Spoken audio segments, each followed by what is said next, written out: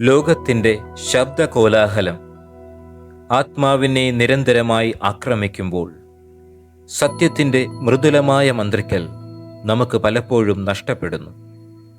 നമ്മുടെ ആത്മാവ് ദൈവവുമായുള്ള ബന്ധത്തിനായി ജീവിതത്തിൻ്റെ കൊടുങ്കാറ്റുകൾക്കെതിരെ നമ്മെ ഉറപ്പിച്ചു നിർത്താൻ കഴിയുന്ന ഒരു നങ്കുരത്തിനായി ആഗ്രഹിക്കുന്നു.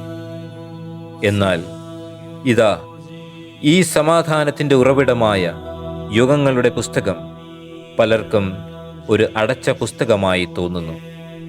അതിൻ്റെ ജ്ഞാനം ഒരു മറന്ന ഭാഷയിൽ തടവിലാക്കപ്പെട്ടിരിക്കുന്നു.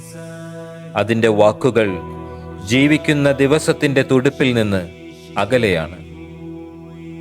ഒരു പുതിയ പാതയിലൂടെ നടക്കുവാൻ ഇതാ ഒരു പാത തുറക്കപ്പെടുന്നു. ആത്മാവിൻ്റെ ഒരു യാത്ര.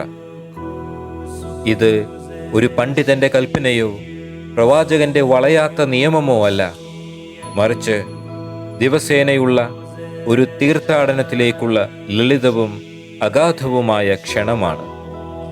ഇത് അന്വേഷകന്, വിശ്വാസിക്ക് ഒരു മൃദുലമായ ആകാംക്ഷയോടെ ഹൃദയമുണരുന്നവന് ഒരു കൂട്ടുകാരനാണ്. ഇത് വിശുദ്ധ വചനവുമായി ഇടപഴകാനുള്ള ഒരു വഴികാട്ടിയാണ്.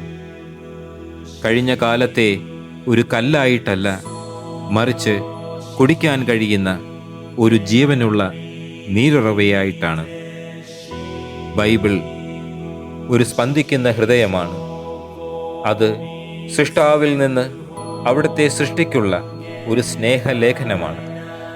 അതിൻ്റെ ഏറ്റവും ആഴമേറിയ രഹസ്യങ്ങൾ ഒരു ക്ഷണികമായ നിമിഷത്തിൽ വെളിപ്പെടുത്തുന്നതല്ല, മറിച്ച് ക്ഷമയും സ്ഥിരതയുമുള്ള അനുദിന കൂട്ടായ്മയാണ്.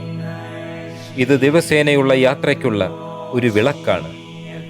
മലകളിൽ നിന്നുള്ള നീരുറവകളെ പോലെ തെളിഞ്ഞ ചിന്തകളും മരുഭൂമിയിലെ ആകാശം പോലെ വിശാലമായ ഉൾക്കാഴ്ചകളും നൽകുന്നു.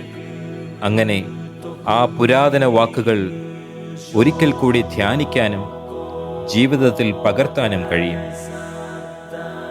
ഇത് ആത്മാവിൻ്റെ യാത്രയാണ്.